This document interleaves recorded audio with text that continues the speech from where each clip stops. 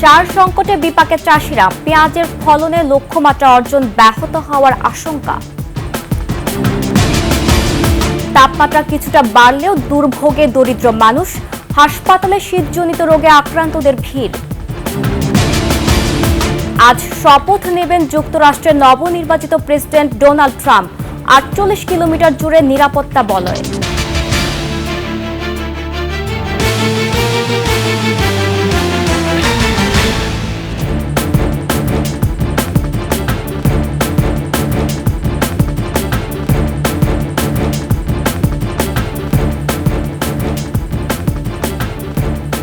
শুনছিলেন সংবাদ শিরোনাম, আমন্ত্রণ 21শে সংবাদে।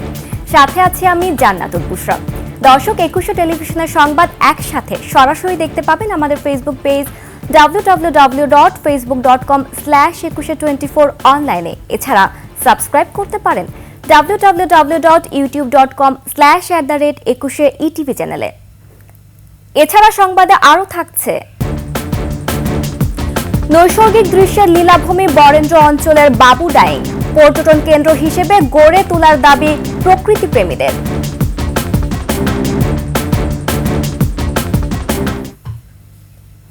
সার সংকটে বিপাকে ঝিনাইদহের চাষিরা। পেঁয়াজ আবাদের ভরা মৌসুমে চাহিদার তুলনায় ডিলারের কাছে পাওয়া যাচ্ছে না সার।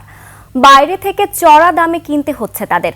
কৃষি বিভাগও নিচ্ছে না খোঁজ খবর। এ অবস্থা চলতে থাকলে পেঁয়াজের ফলনে লক্ষ্যমাত্রা অর্জনে ব্যাহত হওয়ার আশঙ্কা চাষিদের।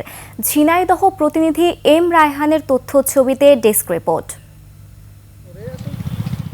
শৈলকুপার পাইকপাড়া গ্রামের কৃষক ইউসুফ আলী 5 বিঘা জমিতে রোপণ করেছেন পেঁয়াজ। ভালো ফলনের আশায় পরিচর্যাও করছেন তিনি, কিন্তু সার সংকটে ফলন বিপর্যয়ের আশঙ্কায় চিন্তিত তিনি। সারটা সরকারি রেট বলে শুনি 1350, এরা 2200-2500 গোপনে বেছে গেলি কয় নেই ওটা। শুধু ইউসুফ আলী নন, সার সংকটে দুশ্চিন্তায় অন্য চাষিরাও। অভিযোগ, ডিলারদের কাছে চাহিদা মতো সার পাচ্ছেন না তারা, অথচ চড়া দামে মিলছে খোলা বাজারে। সরকার রেট দিয়েছে একটা 1050, ওইটা আনতে গেলে বলতেছে অমুক দিন দেব, ওই দিন গেলে পরে বলতেছে নাই। ডিলারের দিচ্ছে 1050 টাকা এক বস্তা। একজন পেঁয়াজ লাগাইছে 10 বিঘে হই, তার দরকার 20 বস্তা। তো 10 ভাগের 1 ভাগ সারও পাচ্ছে না। সার মানে ঠিক মতো না বলতে আমাদের ফসলে ফলন ভালো হবে না। পেঁয়াজে প্রচুর সার লাগে, যে পরিমাণ সার প্রয়োজন সেই পরিমাণ সার এখানে আসতেছে না। দোকানে গেলে পাওয়া যাচ্ছে 1350, আর এই জায়গায় 1050 দিচ্ছে বলে তা আমরা তো পাচ্ছি না ঠিক মতো। ডিলার ও ব্যবসায়ীরা বলছেন, চাহিদা অনুযায়ী বরাদ্দ না থাকায় এই সংকট। কৃষকের যে চাহিদা, সেই চাহিদা অনুযায়ী বরাদ্দ কম, তার পুরাপুরি চাহিদা পূরণ করা যাচ্ছে না। সার সংকটের কথা মানতে নারাজ কৃষি বিভাগ, বলছে কৃত্রিম সংকট তৈরি হলেও শিগগিরই তা কেটে যাবে। আমাদের সার আসতেছে, আমরা উপসহকারী কৃষি অফিসারকে ওখানে বসিয়ে রেখে ন্যায্য মূল্যে সার বিক্রয় নিশ্চয়তা করতেছে। কৃষি বিভাগের তথ্য মতে শৈলকুপায় পেঁয়াজ আবাদের লক্ষ্যমাত্রা ধরা হয়েছে 12,000 হেক্টর। তাতে ইউরিয়া, টিএসপি, ডিওপি সহ রাসায়নিক সারের চাহিদা 8,000 মেট্রিক টন।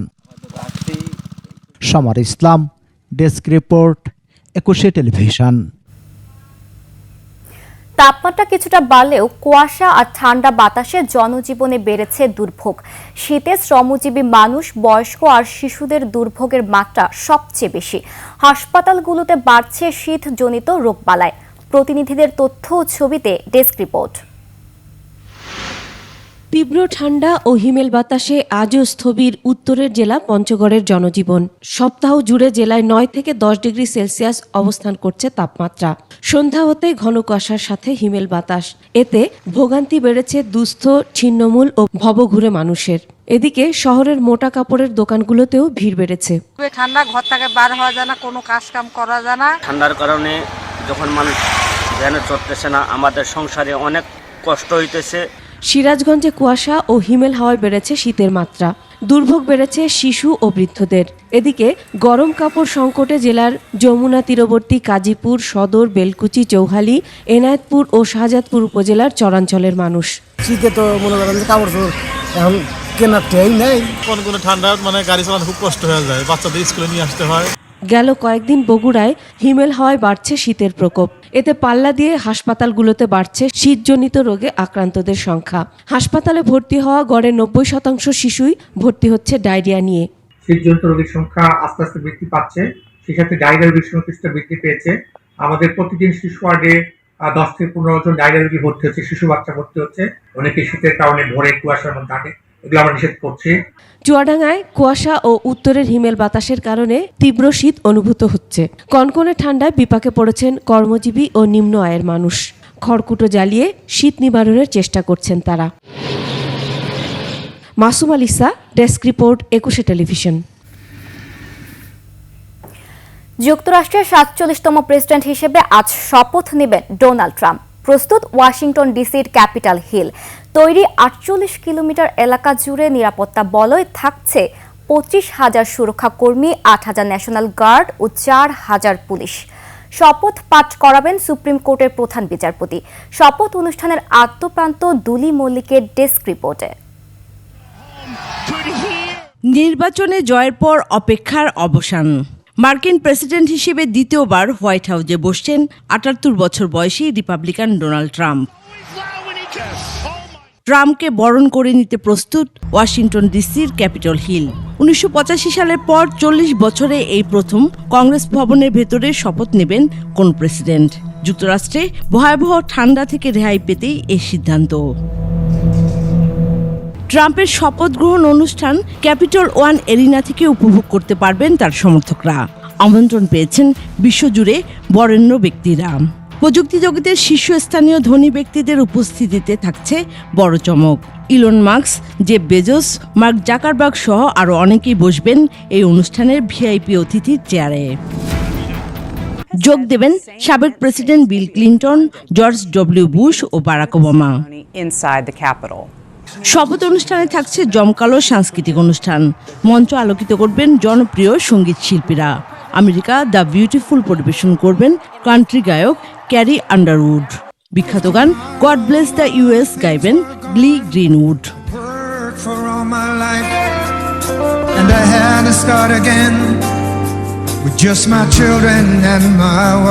কোন প্রকার অপ্রীতিকর ঘটনা এড়াতে আটঘাট বেঁধে লেগেছে যুক্তরাষ্ট্র প্রশাসন। নিরাপত্তার জন্য আশপাশের 48 কিলোমিটার এলাকায় তৈরি করা হচ্ছে 7 ফুট উঁচু বেষ্টনী। চেকপয়েন্ট বা অন্য জায়গায় থাকছে 25,000 সুরক্ষাকর্মী। মোতায়েন করা হয়েছে প্রায় 8,000 ন্যাশনাল গার্ড। বিশেষ নিরাপত্তায় থাকছে 4,000 পুলিশ। দায়িত্ব নেওয়ার প্রথম দিনই বেশ কয়েকটি নির্বাহী আদেশে সই করবেন ট্রাম্প। পরিবর্তন আসছে বিদায়ী প্রেসিডেন্ট জো বাইডেনের প্রশাসনের অধীনে নেওয়া অনেক নীতিমালায়। Duli Mallick, desk report, 21 television.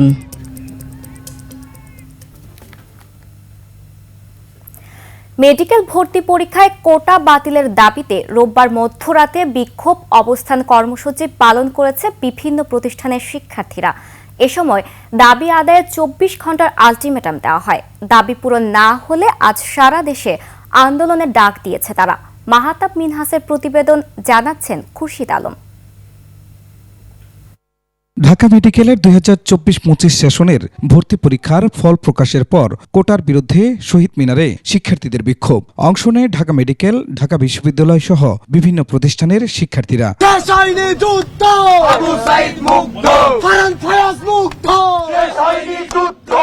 দেশের 57টি সরকারি মেডিকেল কলেজে মোট 5,380টি আসনের মধ্যে মুক্তিযোদ্ধার পুত্র কন্যা ও নাতি নাতনিদের জন্য 269টি এবং পশ্চাৎপদ জনগোষ্ঠীর জন্য 39টি আসন সংরক্ষিত।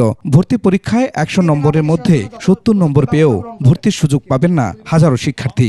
এখনো কিভাবে কোটা প্রথা বহাল থাকে, এটা আমার অন্তর্বর্তী সরকারের কাছে প্রশ্ন। শিক্ষার্থীরা জানায়, কোটা থাকায় মেধাবীদের তুলনায় অনেক কম নম্বর পেয়েও সুযোগ পায় কোটাধারীরা, যার ফলে ভবিষ্যতে তৈরি হবে মেধাহীন ডাক্তার। মেডিকেলে যদি একটা সিট নিতে হয় তখনও কোটা দিয়ে রেফারেন্স দিয়ে বলতে হয়, অমুকে হ্যালো না বললে মেডিকেলে একটা সিট পাওয়া যায় না, মেডিকেলে একটা কেবিন পাওয়া যায় না। এই 40 মার্ক পেয়ে ডাক্তার হওয়া, যারা কিনা একটা সময় পেশেন্টকে কিল করবে, সার্টিফিকেট বিক্রির মতো ডক্টর আমরা আর দেখতে চাই না। এ সময় দাবি না মানলে অন্তর্বর্তী সরকারের পদত্যাগের হুঁশিয়ারি দেয় তারা। ফলাফল প্রকাশ করে শিক্ষার্থীদের হয়রানি করা হয়, এর উপযুক্ত জবাব এই অন্তর্বর্তীকালীন সরকারকে দিতে হবে। সারা বাংলাদেশের সকল স্তরের শিক্ষার্থীবৃন্দ এই কোটা প্রথার বিরুদ্ধে এখানে কর্মসূচি শুরু হবে। একই দাবিতে সোমবার দেশ জুড়ে আবারও বিক্ষোভের ঘোষণা দিয়ে কর্মসূচি শেষ করে তারা। Khurshid Alam, desk report, 21 television. রাজধানীর মিরপুর 6 প্রশিকার মোড়ে বাটার শোরুমে আগুনের ঘটনা ঘটেছে। 4 ঘন্টার চেষ্টায় আগুন নিয়ন্ত্রণে আনে ফায়ার সার্ভিসের 6টি ইউনিট। ম্যানেজার জানায় শোরুমটিতে প্রায় 2.5 কোটি টাকার মালামাল ছিল। মাহাতাব মিনহাসের প্রতিবেদনে বিস্তারিত। রাত 11:55 লাগা এই আগুন জ্বলতে থাকে ভোর 4টা পর্যন্ত। ছাই হয়ে যায় দোতলা ভবনের নিচতলার বাটার শোরুমটি। ক্ষতির পরিমাণ দাঁড়ায় বিশাল অঙ্কে। আমার এখানে 2.5 কোটি টাকার বেশি ক্ষয়ক্ষতি হবে। যে ক্ষয়ক্ষতির পরিমাণ 2.5 কোটি টাকার বেশি। চামড়া আর রাবারের জুতার কারণে ধোঁয়ার পরিমাণ ছিল অনেক বেশি, ফলে আগুন নেভাতে বেগ পেতে হয় ফায়ার সার্ভিস কর্মীদের। তবে উপস্থিত জনতার দাবি, ফায়ার সার্ভিসের দুর্বলতার কারণেই আগুন নেভাতে সময় বেশি লেগেছে। বাতির নিচে অন্ধকার, 5 মিনিটের ডিস্টেন্সে তারা প্রপার ইকুইপমেন্ট নিয়ে আসতে পারে না, তো ফায়ার সার্ভিস এগুলো পারলে কেন? ছোট্ট একটা আগুনের সূত্রপাত, এই একটা ছোট্ট একটা আগুন একটা বড় হয়ে গেল এবং 5টা ইউনিট এখানে কাজ করতেছে। এটা আসলেই আমাদের জন্য স্যাড। ভবন মালিক বলছেন, পারিবারিক রেশারেশি থেকে পরিকল্পিতভাবে ঘটানো হয়েছে আগুনের ঘটনা। এই বাড়ি নিয়ে মামলা চলতেছে আমার বড় ভাসুরের সাথে আমার হাজবেন্ডের, তো উনিও ধরাতে পারে বা শর্ট সার্কিটও হতে পারে বাটায়, তাছাড়া আর কিছু জানি না। এটা বাটার এখন আমার বোন তো উপরে থাকে, বুঝছেন, এটা আমার বোনের বাসা, কিন্তু আমার মনে হয় আগুনটা কেউ ধরাই দিছে। তাৎক্ষণিক ক্ষয়ক্ষতির পরিমাণ জানাতে পারেনি ফায়ার সার্ভিস। ভিতরে যাওয়া খুবই সরু রাস্তা ছিল, যার কারণে আগুনটা আমাদের নিভাতে একটু ব্যাগ পেতে হচ্ছিল, আর প্রচণ্ড ধোঁয়া সৃষ্টি হচ্ছিল। বিদ্যুতের গোলযোগ বা অন্য কোনো কারণ হতে পারে, এটা তদন্ত সাপেক্ষে তদন্ত করার পর বুঝতে পারবো যে আমাদের আগুনের কারণটা কি। মালামালের ক্ষতি হলেও কোনো হতাহতের ঘটনা ঘটেনি। মাহতাব মিনহাজ, 21 টেলিভিশন, ঢাকা। এবার আভিবা ফিন্যান্স লিমিটেড বাণিজ্য সংবাদ।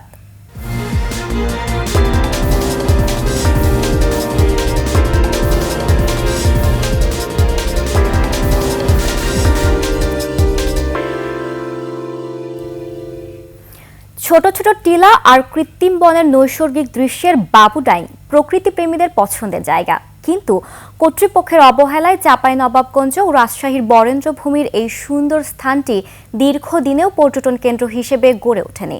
চাঁপাইনবাবগঞ্জ প্রতিনিধি আমিনুল ইসলামের তথ্য ছবিতে ডেস্ক রিপোর্ট।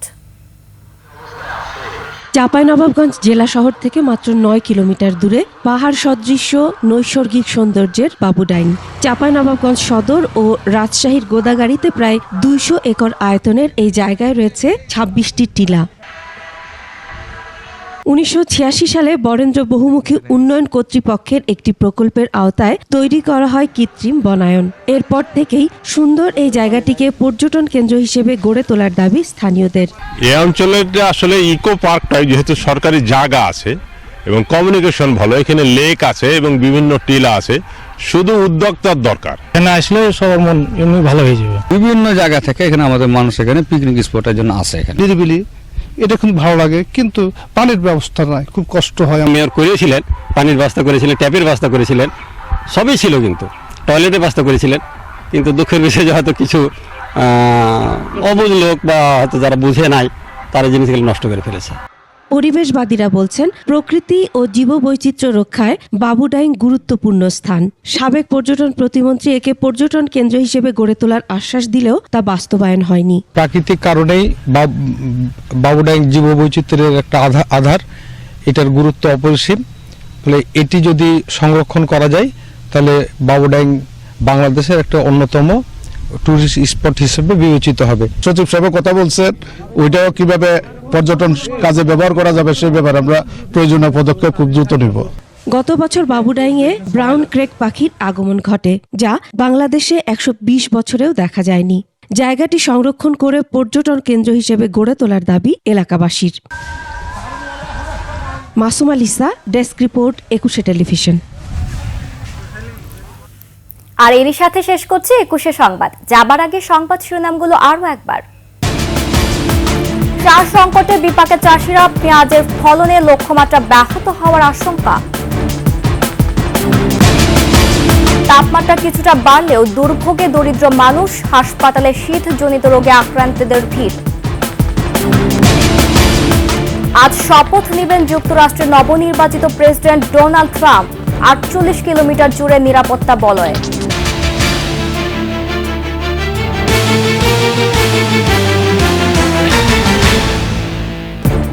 সর্বশেষ সংবাদ জানতে ডায়াল করুন 2021 নম্বরে আর ভিজিট করুন 21tv.com ওয়েবসাইটে। ফেসবুকে ভিজিট করতে পারেন www.facebook.com/2124 অনলাইনে। এছাড়া সাবস্ক্রাইব করতে পারেন www.youtube.com/21etv চ্যানেলে। এতক্ষণ সঙ্গে থাকার জন্য ধন্যবাদ। পরবর্তী সংবাদ বেলা 11টায় দেখার আমন্ত্রণ রইল। 21-এর সাথেই থাকবেন।